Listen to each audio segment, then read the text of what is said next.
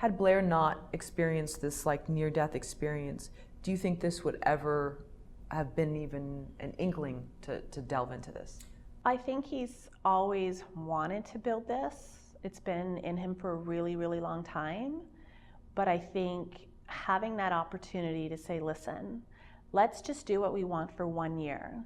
1 year where we just go to the wall and do exactly what we want to do. I was teaching joy and laughter coaching. I teach laughter yoga, and it took a long time for people in Barrie to take that seriously, believe it or not.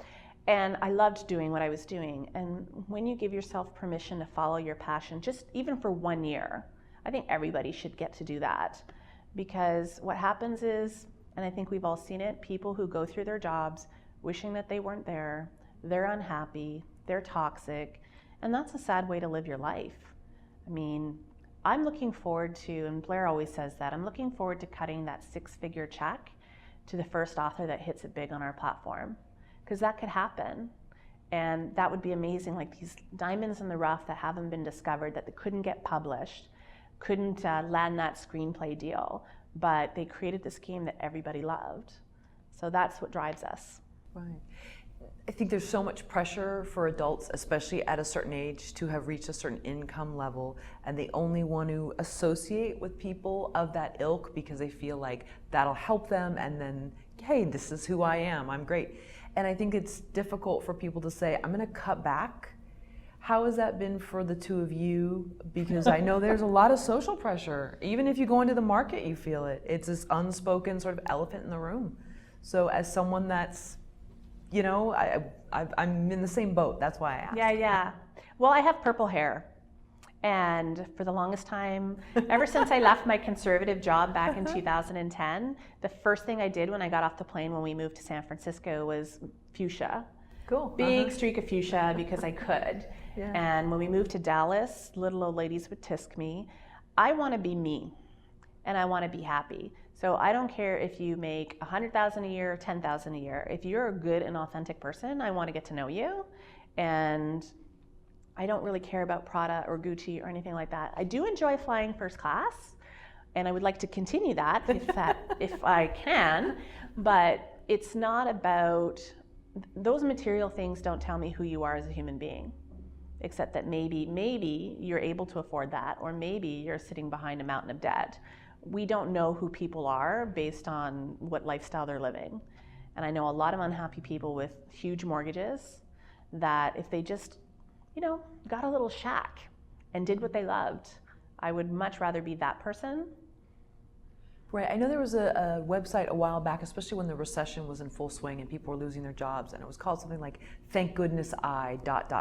And some of them were "Thank Goodness I got cancer because then I saw life in a whole new way that I wouldn't have let go of." These are all these notions of success that I had that until I was facing that sort of, this could be it for me, things change. So I think that's interesting. And have you heard of others that have been in a similar thing? Maybe it's not a death sentence, maybe they lost a job, maybe they something. I think that you see a lot of amazing resilience from people, you know, and that's what got us through that whole experience was gratitude. So when I do my public speaking bits on my joy and laughter life, I talk about gratitude. You know, that day that he walked off his job saved his life because the doctors didn't know what was wrong with him. They finally tested him, and it was like, whoa, you know, he was a couple weeks away from dying because nobody knew what was wrong with him. So every single day has something to be thankful for. And I think I remember writing that letter to friends and family saying, right, here's the minimum investment to help us build this crazy dream. And the money that poured in that week was just so incredible. And there are people that can support you financially or through mentorship or just being there and believing in you. I think that's the thing that really keeps you going. And it really needs to be, we as a society need to be focused on gratitude and really tapping into what matters to you. You know, don't go and build a video game studio or write a script if you don't love it, because your lack of love will show up, and people don't want that. It almost reminds me of the movie Life is a House with Kevin Kline. I don't know if you've seen it, but it's fantastic. A long time ago. It's fantastic. And he reaches that point where he's pushed out of his job, he finds out he has a terminal illness or could be, and then just everything sort of changes up, believe it or not, from there. Reaching out to people for financial assistance. I'm sure there's a way to do it that's a little more well received than others. How did you two approach it? I know you're in an interesting situation where it was different, but for those who maybe they haven't been given that, you have this or that ailment. Well, it's I cashed out my retirement fund when we moved back to Canada because we were in Texas when that happened. Cashed out my retirement fund and we put all of our personal savings into making this happen. And for us, when it came to asking the friends and family for the investment in the company, it was like a micro business plan. Here's what we're doing, here's the space in the market, here's the opportunity. And quite frankly, so many of them wrote a check without even seeing a prototype, which really, I think, spoke to the stability of our marriage and that they know that we are solid people, that we could carry this through.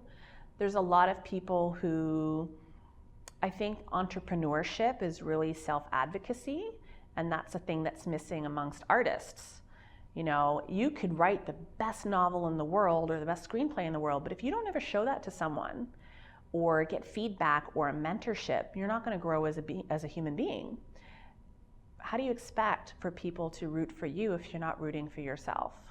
So being the hustler, my job is to talk up the company, but also to really be the company's advocate. And I think it's a lot easier to want to give somebody money or support when they know their stuff.